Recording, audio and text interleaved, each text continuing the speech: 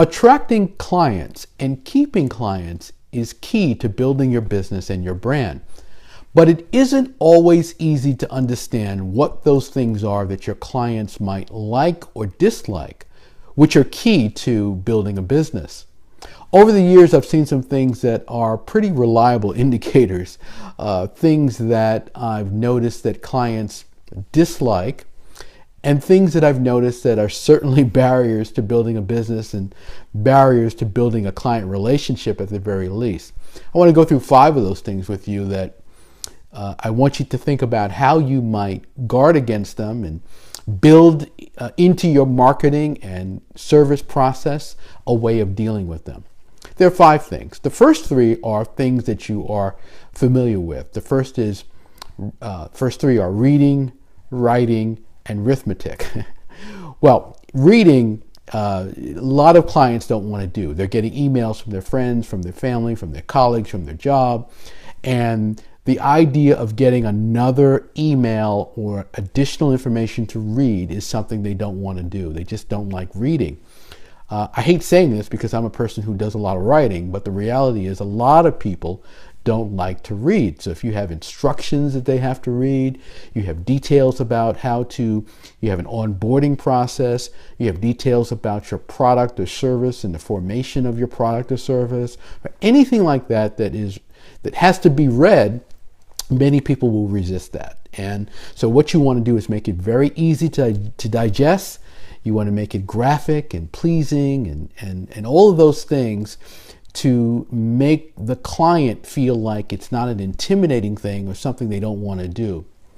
The next thing is writing. We used to have a joke in my company that's when it came to doing joint ventures with other partners, that we'd say, if you want to scare somebody about doing business, just ask them to put their ideas down on paper. You'll never hear from them again. And that's the reality.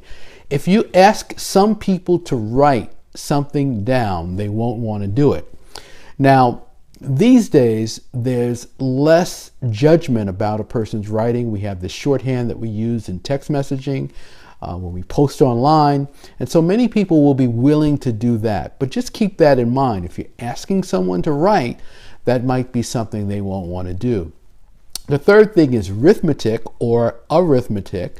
And what we're talking here about are numbers, money, the financial component of whatever it is you offer. When you bring up pricing, when you bring up numbers, when you ask for numbers, when you ask for budgets, people are going to be a little uncomfortable. And this is it's embedded in many people, the idea of talking about numbers. So if you want to deal with some clients and you want it to be easy to deal with them, you have to help them walk through the numbers, understand that it's affordable, that it's easy, that it's competitive, and so forth. That's an important component of getting through the numbers. The fourth element is study. Now this relates to reading, writing, and arithmetic. Study, people don't like to do. They don't like the idea of delving into something deeply to understand it, learning the detail. How many people read the instructions when they're building something, when they're putting something together? How many people will spend time reading your manual that you've created? How many people will spend time on these kinds of things to really understand what they're doing? A lot of people will not. So keep that in mind. If study is required, you want to make it easy for that person to digest the information that they need to know. The fifth thing is consistency. Now, consistency is something that we all need to build our businesses, to have repeat business, to build revenues, to build profits. But many clients don't want to be consistent. Now, if you're dealing with a product that's consumable, something that goes down the toilet or goes down the drain, they're going to have to buy that product. They're going to need it.